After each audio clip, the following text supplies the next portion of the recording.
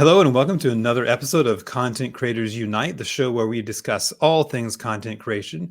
If you want to learn how to grow your business using your blog, newsletters, ebooks, and more, you're in the right place. I'm your host, John Clements, and our guest for today's episode is Laura Di Franco. Now, Laura is pretty cool. Let me tell you about her. Laura is the CEO of Brave Healer Productions, which is an award-winning publisher for holistic health, wellness, and business professionals with a mission to help you experience what's possible. And she has 30 years of experience in holistic physical therapy. She has 14 years of training in the martial arts. Very impressive. And her company has published over 83 Amazon best-selling books. So that's amazing. Laura, welcome to the podcast. Thank you for having me. Your topic is one of my favorite ever. Sweet. That's one of my favorites too. That's why I started the show. So you've done a ton of stuff. You have an amazing background. Can you just give us just a little bit about how you got into doing what it is that you do? Oh gosh, retired physical therapist turned publisher, right? There it is in a sentence. And I really devoted my entire life to understanding healing, mind, body, soul, spirit, like holistic healing. But I was always a writer also. And so I started blogging for that physical therapy business once upon a time. Loved it, knew I would write a book sooner or later. Finally did that.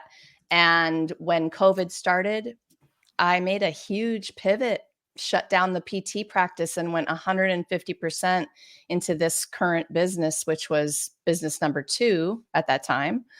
And I have not looked back. It's been crazy amazing.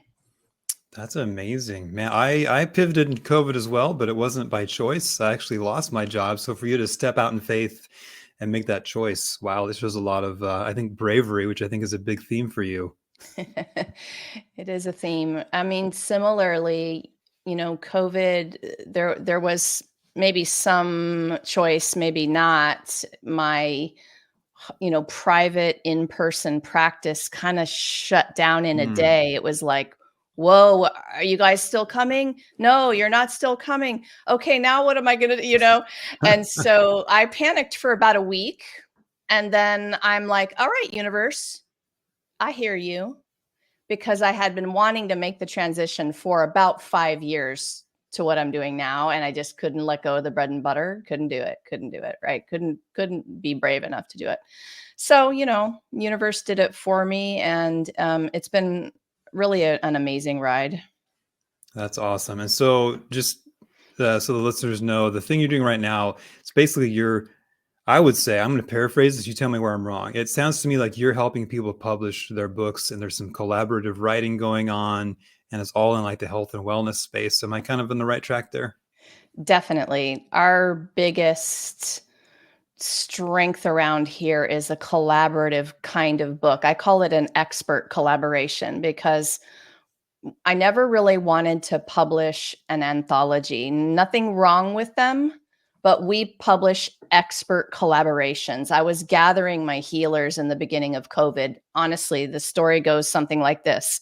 I woke up dreaming a dream about getting self-healing tools into people's hands because we had just all lost our hands on people. And I woke up one morning dreaming this dream, March 20th of 2020. Okay, everyone's going to have these crazy stories, right? And I walked to the computer and I typed a little invitation in a Facebook group where I was teaching a class for my entrepreneur friends. I said, you guys, we need to get together. Who wants to write a chapter? We'll do the ultimate guide to self-healing. And you can all teach a tool, tell a story, teach a tool. And 48 hours after I wrote that invite, I had 24 people raise their hand and say, yeah, I'll do that with you. And 5 weeks later, it was a #1 Amazon best-selling book. And I was like, whoa, so that was the beginning of the collaborative stuff that we've been doing. And I think in my bio, you said 83. Well, this week we're celebrating Amazon bestseller number 85. So it's been a couple even since I talked to you last. Nice. Yeah, it's been great. Is that your latest book, by the way? The latest is the business book, and your content creators will love knowing about the complete small business growth guidebook. Yeah, we did a couple this month that were really other level, according to me. Just our authors stepping up to share vulnerable stories first, to let you get to know, love, and trust them as your teacher.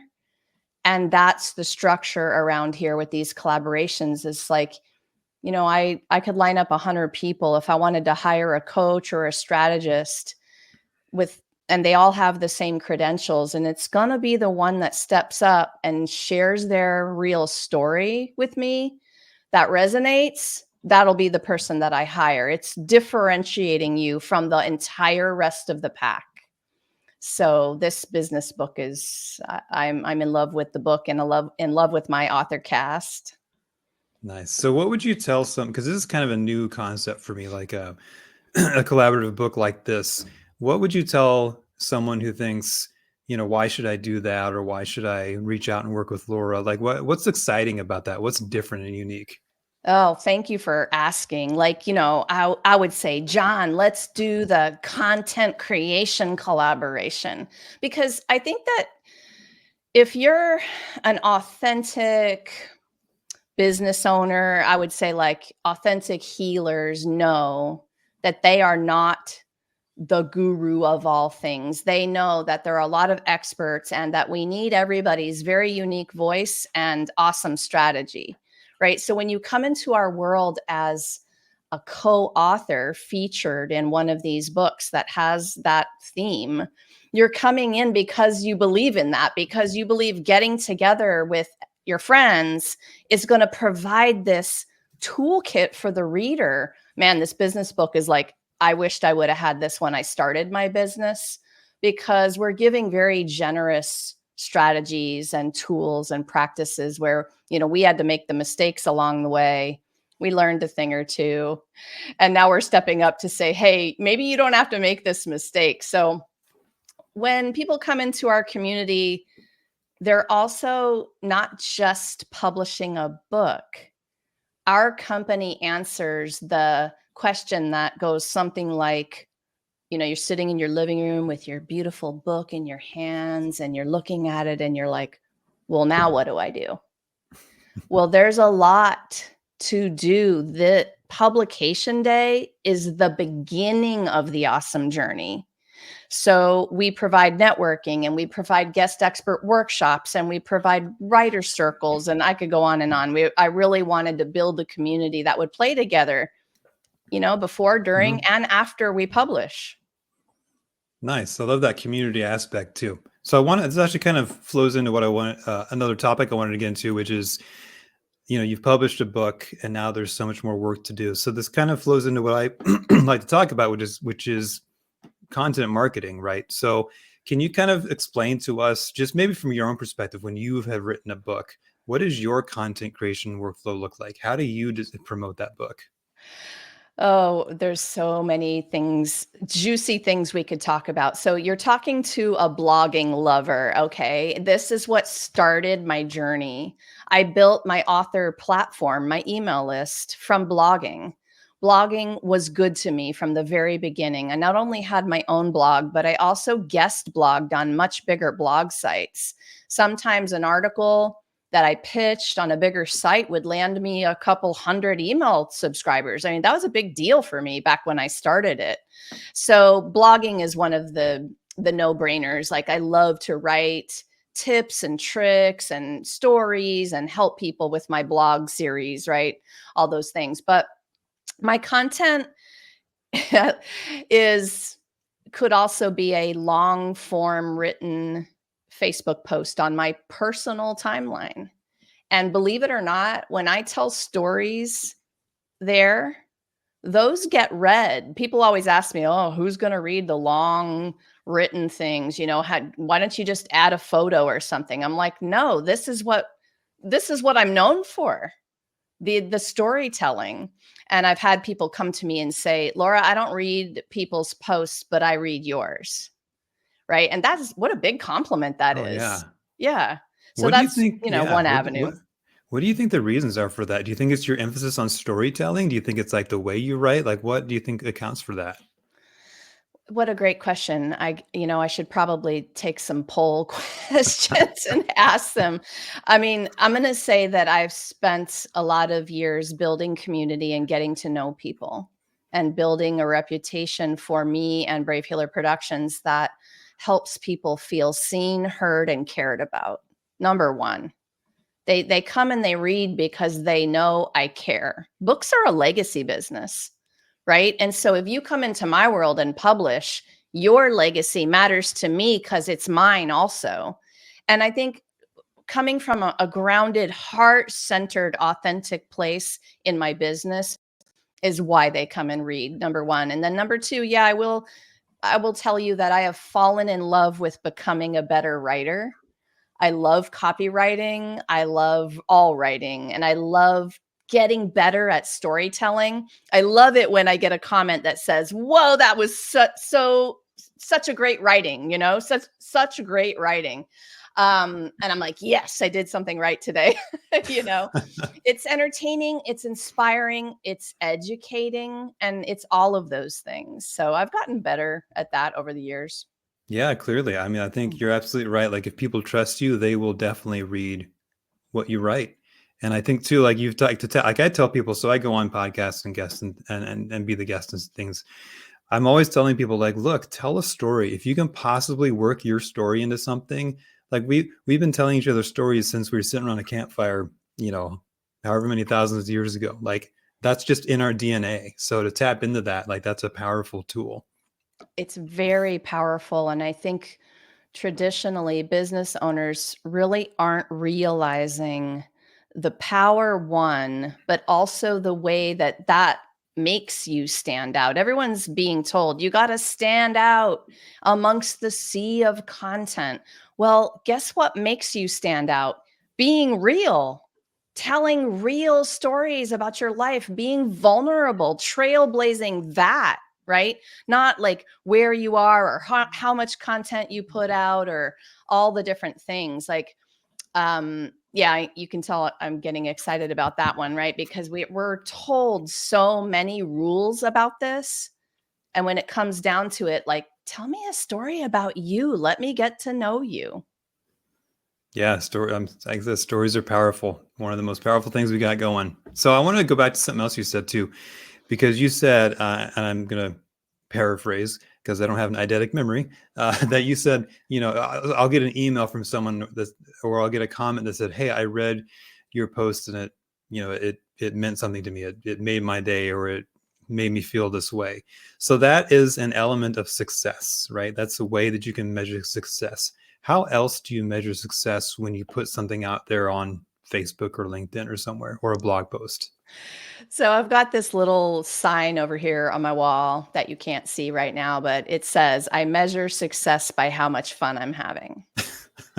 And seriously, like I'm just too old to waste time getting too serious about things. Like we need to be having a little bit more fun, right? So not only the comments, yes, of course, it's like even one of those is completely giving me the purpose for writing the next one, right? I'm so lucky that people reach out because I know if you're a writer and someone hasn't reached out yet, they are watching, I promise you.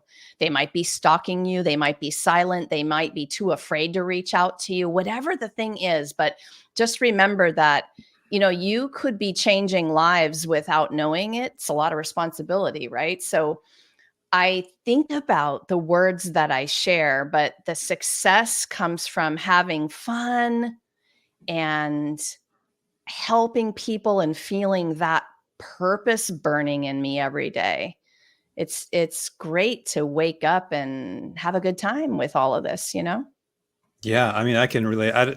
So, our backgrounds are a little similar in the fact we both made career changes, right? So, in my previous career, though, I won't go into details, but when you work in the corporate world, I'm here to tell you that's a very hard feeling to come by.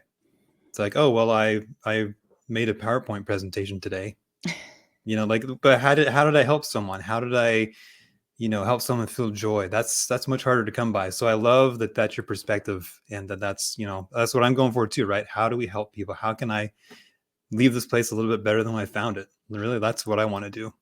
Yeah, that's awesome. I think, corporate leaders should listen to this, and they should understand that the environment that they're setting up for all these beautiful people who are helping them succeed right in that company. I don't know. I think that we're in the middle of all of that changing since COVID started, since all the things. People are realizing that they can't do that anymore. Yeah, well, they can. They just may not retain their best employees if they do that. Correct. So, all right, that's good. That's me getting off topic, but that's okay. Uh, That was an important conversation. yeah. So let's talk a little bit about technical stuff now. Do you use any tools or platforms as far as like scheduling or anything like that, or is it more of an organic thing for you? Like social? Yeah, like social or blog posts or things like that. Yeah, a little bit. So the more successful I got in my company, the more I realized I would need help. And so, one fun thing I can tell you about is both of my kids help me in the business. They're both adults, by the way, so they're adult children. But my daughter's in business school at College Park in Maryland, and she is my Instagram. She's the only reason I'm on Instagram. So she schedules, and she'll use the Facebook scheduling tool for Facebook and Instagram. It makes it really easy for her. So all I have to do is give her the content. She copies and pastes and schedules, and I have that rolling. Such a relief to have that piece rolling kind of automatically and somebody doing those tasks for you. So in the beginning, of course, I did it all, but you're going to set yourself up for burnout pretty fast if you continue to do it all. And content is one of those rabbit holes, I guess I would call it, where like you can get stuck in this cycle of I got to be everywhere doing everything every day, and it's just impossible. So, she's using that scheduling tool, just to answer your question. Hmm. But I'm coming back to my Facebook timeline, and I'm writing those long form posts, and I'm working on my email newsletter every week. And I've got a scheduler so I can batch content if I want. If I want to write 4 newsletters and schedule them, I can. And I do use that too. It's helpful. Yeah. I'm kind of right there with you. What I'm learning is I've tried the completely just doing it organic, and I've tried the completely scheduled approach. And I think I'm with you where I'm kind of falling in the middle, where some things I like to schedule, but also some things I like to do with however I'm feeling that particular day. So I don't know. I'm not sure there Exactly. is a right answer, but yeah. And I think you just said it too. It's like you got to do what feels good to you. And with my Tuesday morning email, sometimes I'm not really inspired until Sunday night. Or, you know what I mean? And Yeah. it's important that week. Like it was something that came up that I really wanted to talk about, that I wanted to write this is how I do my newsletter. I write a love letter to that list. And that's how I think of it. I curate the energy with the message. And sometimes it doesn't happen till a couple days before or the day before. So that's fine. And then other months, I get on a roll and I'm writing a lot. And I'm like, this needs to be in the newsletter, right? And I can go ahead and write them all and schedule them out. But I love just getting into the feel when I'm ready. Yeah, I think I'm tracking with you 100%. I'm the same exact way. It kind of depends on the day. Sometimes I know like songwriters say the muse, strikes them. I think Yes. writers it's the same thing, right? Some days Yeah, I got it, some days I don't. totally. So let's talk about we've talked about a lot of ways that you put content out there. We talked about how what success means to you, which is having fun, which I love. Do you To what degree do you care about like SEO with your blog posts and your website? Is that like a big part of what you're working toward, or are you more focused on the organic reach, the email list, or other strategies? All of it. And that's part of probably my overwhelm, is just trying to do it all well. So maybe the same story there. Like I finally had somebody come in to help me with my blog strategy. Now, this was really creative of them, actually, because when I hired that marketing team, I told her, I'm like, I love writing. This is the thing I don't want to give away.